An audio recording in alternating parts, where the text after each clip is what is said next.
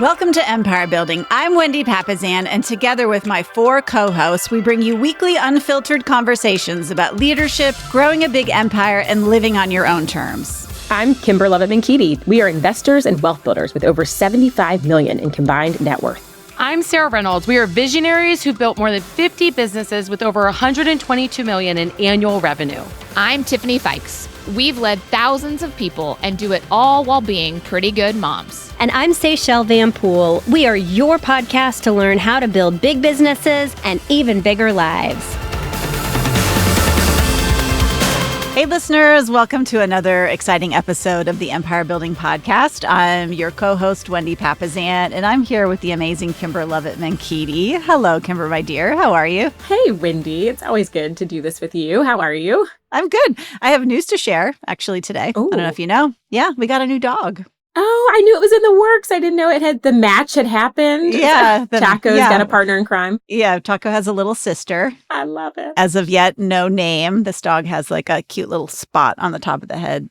So the shelter is calling it Spot, but we'll see when we get home. Yeah, so in about a week, it needs to get its shots and I think spayed and things like that. So yeah, we're super excited. We've been wanting one for a while. I love this. Yeah, we've been wanting one for a while. So this is what happens in the next season of life, right? You're like the empty nester world and you're like, oh, now we can empty nester. Now I can get 2 dogs. I can stack my chains.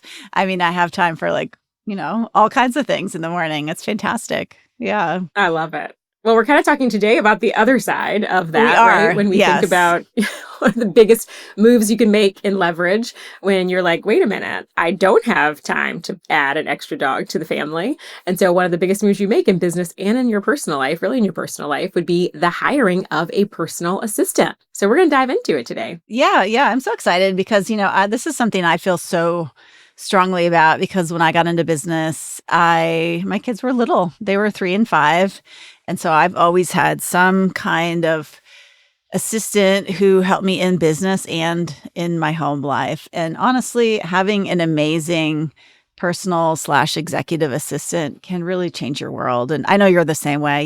Your world would fall apart without your home help. Yeah. Well, think about, a lot of the women that we coach in the Her Best Life, right, are the sister business that we have together. And it's almost the idea of it's okay, right? That when we are talking about their businesses, the leverage they need is often not in their business. It's actually the leverage at home so that they can actually focus their home time on the things that are most important. And so I'm really excited about this because I think a lot of our empire builders need this conversation and to know that it's not just okay, but it's actually a critical hire for your business and your life. Yeah. Well, and it's interesting because I feel like if you are a man running a business, often you might have a partner, you might have a wife at home who's doing a lot of the personal stuff around the house. And so if you are that wife who's doing a lot of that around the house and you want to grow your business, or maybe you're just starting out and you just think gosh, how can I do that? There's no way I can do that. The way that you do it is you get help, And I think, you just have to wake up and realize that you are the bottleneck, and what does that look like at home? It looks like laundry piling up. It looks like a lot of frustration. Maybe every time you're at home, there might be some stress that's happening with you and your partner about duties, who's doing what, who's not doing enough. And, one of the gifts that I got is that when I started my business, Jay really encouraged me to get help because we had agreed to really keep living off his salary. And then a lot of that extra money we had went to growing the real estate business, but also getting help at home. And so for me, I'll pay for help. I'd rather have help all day long than a BMW or, a Gucci bag or anything like that. To me, it's just, I'd way rather spend my money on that. And you could have both. That's okay. Absolutely. Yeah. I'm okay with both. Yeah. No, and I'm not saying there's anything wrong with both, but sometimes when you're starting out, you got to pick. It can be a better choice. Yeah, it can be a better choice. Absolutely. So, one thing about we all have been there, right? You're trying to do it all. You've got emails stacking up. You've got errands. You're trying to manage the work schedule, the home schedule. I know in my world, sometimes I feel like the personal assistant to my boys is actually the second full-time job I have, running them all around, carpools. Yeah. And then you've also got all of your business needs. And you really have hit the point where where are you in that, right? You're completely maxed out. You're exhausted. You're burnt out. You're hoping that I can hang on for one more week. And the answer is it's not like it's unrelenting, right? Those things are just going to keep stacking up. And then we see a lot of us, right, as you're in that sandwich generation. So you might be taking care of kids at home, of aging parents or family members. And so when we talk about this, we're really going to talk about how you build some of those tasks out and where could the leverage in a personal assistant benefit you. Yeah, because I find so many of us, we have no margin in our lives. So if something happens where you do have a family member that gets sick or requires help, or you've got a kid that's going off to college, or you've got, a really busy season of your life, there's just no margin there, so really having someone who can help create some white space and free time for you it's absolutely critical. So today we're going to talk about how do you know it's time to hire a personal assistant? A lot of us really don't know when we should do that or what that should look like, what to look for in an amazing personal assistant. And I have an incredible personal assistant now and have had some really good ones in the past, been blessed with that. And then really the third thing is how to set them up for success. And that's really the most important thing. So you do all of this and then you're like, oh no, like this person's all the way in my life and it's not the right fit. And usually it's the same mistake we make in the work hiring process. So I'm excited for us to dive in. Yeah, well, let's start with the signs. So for me, one of the biggest clues I realized was that I was spending my time on $10 to $20 tasks instead of the $1,000 ones. And that's the big one. Yeah. Like, right? Are you spending more time booking your travel, running home to meet the plumber, dropping off the mail? For me, sometimes it's like returning the packages, which means they just don't get returned, right? But like all my online ordering, that then stuff has to get returned, and just answering, scheduling, all of those things, right? Instead of meeting with a client, leading your team, having dinner with your kids, right? Like the high dollar, irreplaceable things that only you can do, either high dollar things or things that only you can do meaningfully well, right? Then those are kind of your red flags. Yeah, I love that. And if you don't know what your hourly rate is, I would suggest taking some time and just figure it out. So think about all the money you're going to make this year, right? So add up all of the income, maybe from all of your businesses or, whatever you're doing, and then divide that by the number of hours you worked. And that gives you your hourly wage. So divide it by, take out 4 weeks of vacation or 2 weeks of vacation or whatever you did and 40, 50, 60 hours a week, whatever you're working. And that is your hourly rate. And then you want to ask yourself, once you know that number, right, when you are thinking about doing these tasks, right, like maybe it's returning something to Nordstrom, let's say. Okay. Let's say your hourly rate is $250 because for a lot of us, it's that high. Absolutely. Would you pay someone $250 to return a dress to Nordstrom? $100 dress? Probably not. Yeah. $100 dress. Yeah. That's exactly. Right. No, it's true. Yeah. And, when you think about it that way, it can be really revealing for you because there's nothing more precious than your time. It is. We were at Keller Williams Mega Camp recently, and Sahil Bloom was there speaking. And one of the things that my big takeaways from his session was he asked the audience, first of all, he said, does anybody know who Warren Buffett is? Of course, everybody raised their hand. And what is he? He's like 95-year-old CEO of Berkshire Hathaway. A billionaire. He's a billionaire many times over, one of the richest men in the world. And then he asks the audience, he said, who, if they had the opportunity today, would trade places with Warren? Okay, there's, I don't even know, 8,000 people in the audience. Not a single person raised their hand.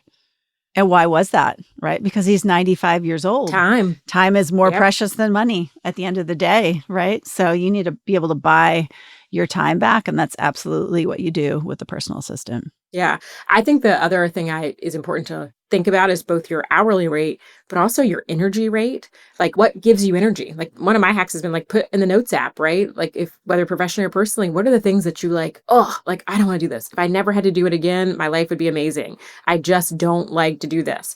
And that's especially on your personal side, right? The things that you could outsource. That's the things that you don't have to do. So it's both the hourly rate and the energy rate. Like what's the thing that just does, like it just drains you and you don't have anything left in the tank after you do that thing. So a lot of these things are like personally, they're going to drain your energy. They're also just sneaking up on you. I know for me, it's like, I really wanted to send flowers for a birthday. I really wanted to get the cards out ahead of time. I'm like, you kind of always feel like you're playing catch up. You're always behind, or there's always like this list that. For me, it's like this like looming list that's like all these things I still have to get done. And I can never feel like I'm like, okay, I'm on top of the mountain. So those are signs. Yes. Well, and guess what my assistant handed me this week? I know you're not going to be able to guess, but okay, it's October 17th. And she handed me a list of Christmas cards that we sent out last year, holiday cards that she sent out last year. And she said, I want you to review this on your way to, we're going to our Empire Circle retreat in Rhode Island. And she's like, I want to get a head start on it so it's not so stressful. There you go. Shout out to Alex. What? I need Alex in my life right now. Like this is a coaching session for me. You don't even know it, but that's what it is right now. So there it is. Yeah. Yeah. Well, and it's just, at a certain point in your leadership journey, you're going to hit a growth ceiling. You're working as hard as you can. You're literally going as many hours in a day as you possibly can, but nothing's changing. You're still in the same place that you were last year, a year ago, maybe for some of you 5 years. So that's when it's really important for you to buy back your time. Absolutely. Yeah. All right. I mean, this is really critical, right? Because you really hit that growth ceiling, and this is going to be this which seems a little counterintuitive, but this could actually be the piece that's missing that's going to help you break through. Yep. Okay. Well, so once we realized it's time, so we've finally just woken up and said, listen, I'm not going to do it anymore. I think something's got to change. And a lot of times you're going to feel it in your body. You're going to be feeling overwhelmed. You're going to be having that feeling of like stress, elevated cortisol, which by the way is really bad for you and ages you. It's terrible, right? So not only are you buying back your time in the moment, you're probably buying back some of your life in the future, right? Without having that sort of stress on you.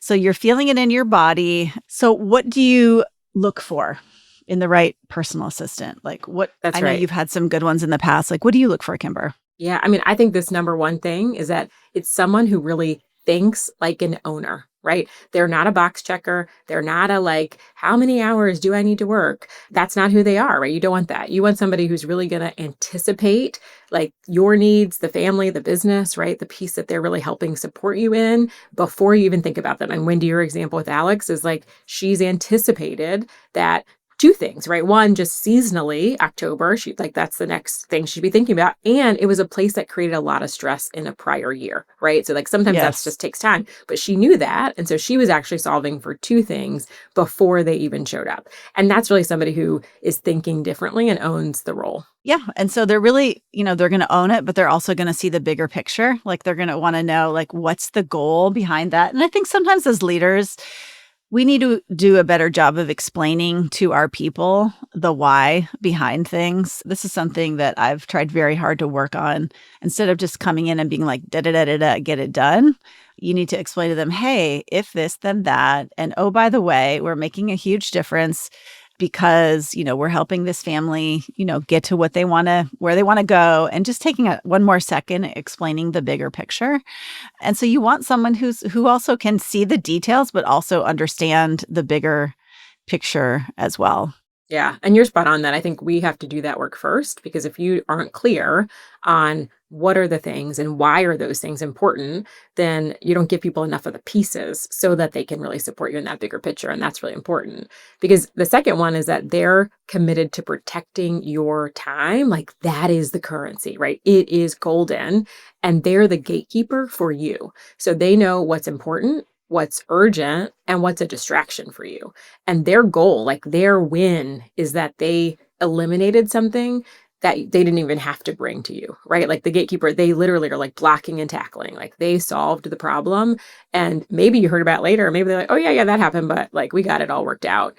That's a win. Well, and for those of you that are cringing a little bit at that, when you hear that, that's not going to happen the first week that they're working with you. So Alex and I have been together for 2 years now, and we were just talking to Thea, who's my director of operations, my amazing director of operations, and she's now got some help in her life. She has an assistant, and so she was just asking Alex for some advice. How do you guys work so well together? What are some tips and tricks? I just said to her, listen, it's going to evolve over time. You're not going to necessarily trust this person with 100% of everything.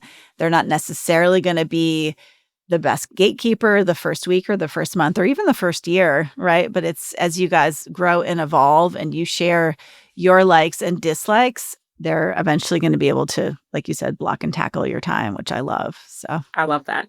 Well, and this one's a big one for me, especially right now, right? Which is like they would comfortable with technology, right? Like calendars, CRMs, AI, tools. Like it could be something that maybe they don't know it in perfectly, but they're not afraid of it. They're willing to figure it out, whether you're using a scheduling management tool, whether like how are you guys going to communicate? They should make things easier, not add friction for not just you, but for themselves, right? Because part of what they're going to do is create an efficiency around something. And so you want them to think that way and look for ways to not just take it all on and then create the pressure for themselves, but also like leverage technology to make things more efficient and effective. So I think you want to solve for that. I've been asking people now, so tell me how you use AI in your regular life. Like I want to hear them tell me how they're using it. Yeah. From a hiring, personally or professionally. Like that's a critical component of how they're going to leverage their own time. Yeah. Yeah. Well, and I think maybe the last thing you need to look for is someone who really takes pride in being the person behind the scenes. They don't necessarily need the limelight. They need appreciation. Everybody needs appreciation, and they don't necessarily need to be out there, and they just really want to make you shine. They really want to wake up every day and they want to make you shine because that is what's rewarding to them. And, I really view Alex as a true partner in crime, and it's amazing all the things that she handles, because not only does she handle sort of errand running and personal assistant type things, but she's very much in my financial world now. She's helping with taxes. We've got 2 major developments and she's running point on those. She helps with, scheduling everything. And I think you want someone who's going to wake up and kind of match your yes ability. I don't know, that sounds weird, but what I love about Alex is she always responds with a yes. Yes, exclamation point. Hey, can you do this? Because I know for me, it was kind of uncomfortable the first time I got an assistant. Like I felt weird, like, oh gosh, do I feel okay, like asking this person to do this kind of thing? And so you need someone who's going to make you feel, or at least I did, I need someone who's going to make me feel okay with asking those questions. I think it's really also a compliment to you, and you said it really well. Like sometimes I think, especially for our empire builders, high achievers, they're driven. You are looking sometimes for somebody who is like you. And in this case, you're actually looking for somebody that compliments you because they're not going to actually look just like you on a behavioral assessment. Right. They're going to compliment you. And what I had to realize was like, there are people who they win, like Alex, right? What they win by creating efficiencies, where we might win by creating opportunities and building things, right? They win because they're loving efficiency. They love organization. They love like that support function. And so it was a light bulb for me that like, oh, there's actually a profile, a behavior profile, that this is their jam. And a lot of times leaders are like, I need somebody that's equally driven. Well, no, actually for this role, you need somebody who's going to complement you and not show up exactly the same traits that you have. Yeah. Yeah. And it's funny because, I'm such a high I extroverted kind of person. And both of my key leaders, they're just down to business people, so I'm just like, sometimes I'm like, can we just talk about our weekend for like 5 minutes before we jump into business? You're like, wait a minute. and sometimes they allow me that and sometimes they don't. So yeah, sometimes they're like, not after. No, after. sorry, We're do the after. work first. Yeah. And then you get that's right. Eat your veggies first, Wendy. Eat your veggies first. Yeah, please. Yeah, I love exactly. Exactly. All right. So now you found that person, they compliment you, and it's important to actually set them up for success. You want them to thrive in the role. And I know when I'm consulting a lot of our empire builders and high achievers, and they're frustrated with the hire, it's about them. Right? It's because they didn't set them up for success. And so we want you've done all this great work. You've identified what you need. You found this great compliment. And now how do we set them up for success? The best way that you do that is you write out exactly what success looks like in 90 days. I can remember when I sat down with Alex, and she's someone who has a lot of experience. She's been a director of operations for a nonprofit. She's worked for high income individuals. She's worked for families. And I just remember the look on her face when I pulled out that list of what does 90 days to success look like? She was so grateful. She just turned to me and she said, you do not know how much I appreciate this. Right? So clarity is power. Clarity is power. Yeah. Clarity is power. So then you also want to help them know the bigger picture. So of course you're going to have tasks every day. You're going to be, this person this person, a lot of their job is taking your 80%, right? So you're focused on your 20 and they're taking your 80. And they're going to have some big rocks that they're going to be responsible for. So if I were you, I would have your 90 days to success. And inside that 90 days to success, what are the 3 to 5 things that this person has to just nail, right, in 90 days in order for you to feel like they're succeeding in the role? So I know when I had kids, right? Okay, you got to nail picking them up from school and taking them to their activities. That's it. That's number one. Now that wouldn't be on the list anymore, right? My kids are older and they drive and they don't even live at home.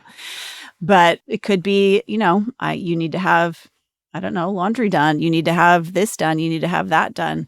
For me, I really wanted her to be able to take some of the rental property stuff off my plate. So that was a big one for me. Like, I want you to be able to feel comfortable handling a call from a tenant and be able to pass them off to our handyman company and then just facilitate that communication. Your 3 to 5 is going to be different depending on who you are and where you're at in your life and in your career and all that kind of stuff. That's right. And I think you can, if you're struggling or like, I don't really know, go back to the pain, right? So like go back to the top, right? What were you solving for? And 90 days to success, to Wendy's point of like the stress and you're taking years off of your life. Yes. So you're less stressed when you're not having to like look down at your phone and like, did the kids get picked up from school? Or, you walk in the door. I mean, for me, like Wednesdays are the best days because our cleaning lady comes and I walk in and it's like this incredible smell and everything's where it's supposed to be. My and it's cleaning like, lady comes on Wednesday too. Yes, it's a good day, right? And so like it's the best. It's the best. And so like that's the best day of the week for me. Everything's in order for me for like a hot minute until those boys get going. But like, so think about like where are you feeling tight? Where are you feeling the stress? And 90 days to success would look like you're not feeling those things because somebody's got them. And so what are those 3 to 5 things that would really lift the stress out of your personal life? Being like, I didn't have to think about the groceries this week. I didn't have to think about all the meal planning. I didn't have to think about the groceries. Like those are all things that are probably when you work a long day and you've got a lot going on in a business and you walk in the door and you're picking up your second shift. What are those things? Yeah, I love that. So what you want to be able to do is give somebody the rhythm.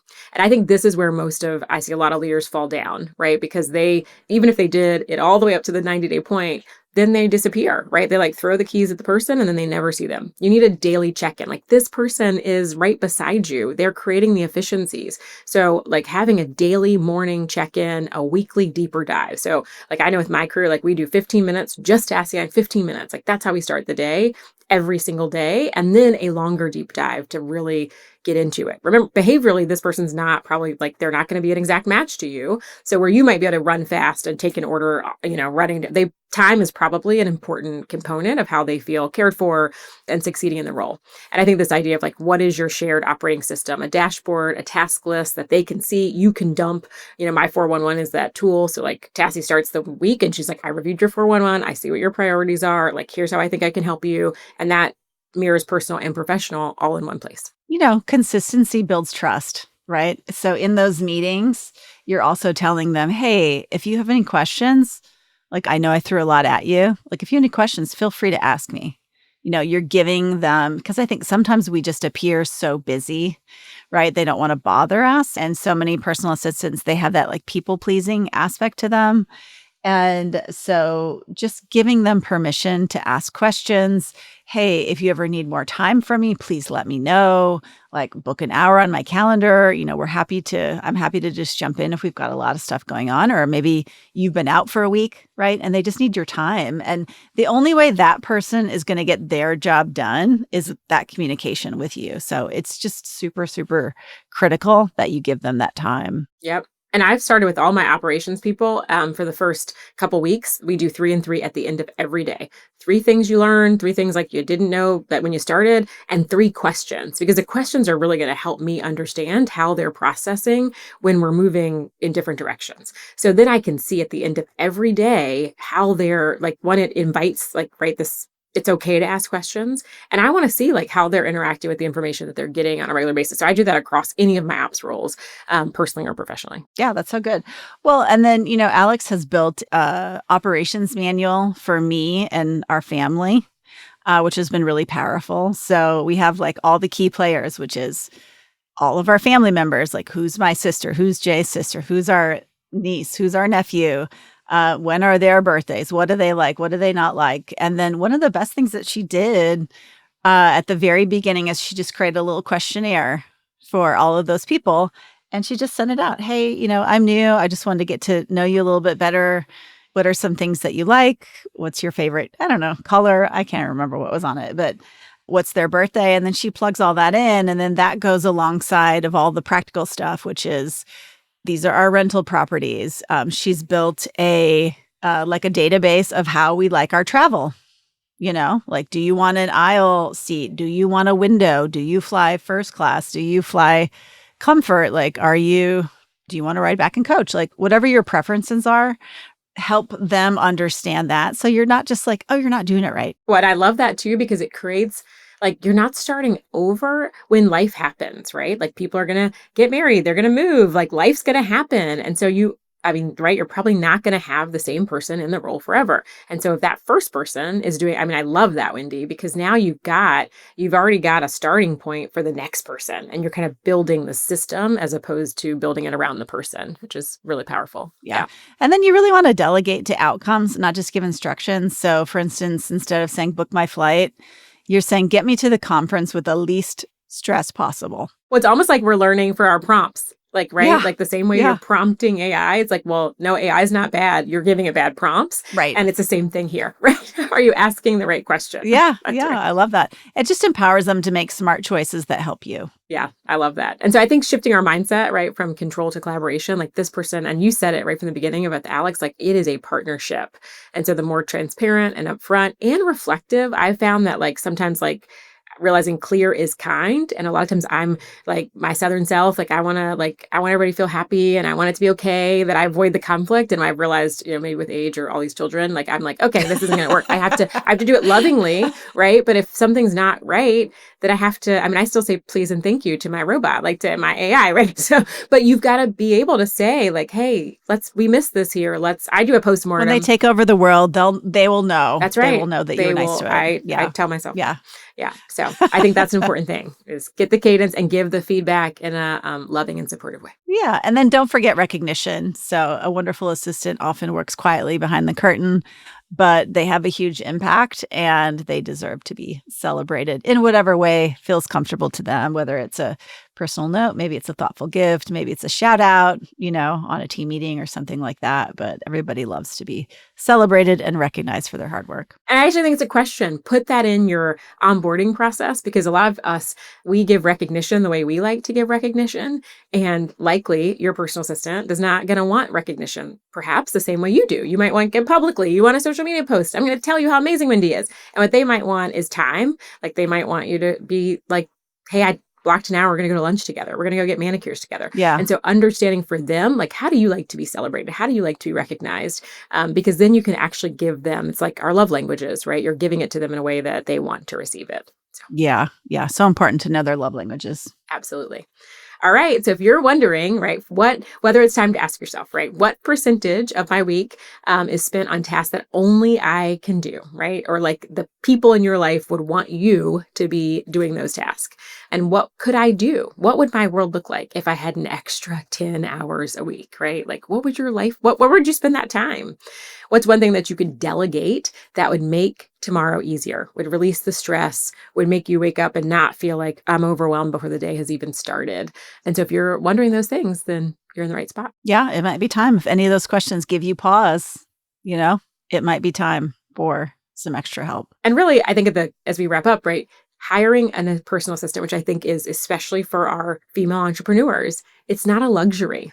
It's a necessity and it's leverage. It's an investment in your capacity to live, create, and live your best life for as long as possible, right? You're actually extending your life, and that's really powerful. So brilliantly said, Kimber. And, empire builders, we say this all the time, they don't do everything, right? You can have it all. You just can't do it all. So empire builders are designing systems and surrounding themselves with people who can make everything possible. Awesome. Well, thank you guys for joining us today. And most important, we love to hear your stories, your success, what you did, how you implemented it. When did you know? If you've got something that we didn't share, part of what makes this powerful is it's a community of empire builders. So we'd love to hear. You can DM us, you can reach out to us. We love to hear your success stories or your wins so that we can share them with the rest of our listeners. Yeah. Thank you guys so much. Go out there and live a big life, big business. Yeah. Bye. Thanks, guys. This podcast is for general informational purposes only. The views, thoughts, and opinions of the guest represent those of the guest and not Keller Williams Realty LLC and its affiliates, and should not be construed as financial, economic, legal, tax, or other advice. This podcast is provided without any warranty or guarantee of its accuracy, completeness, timeliness, or results from using the information.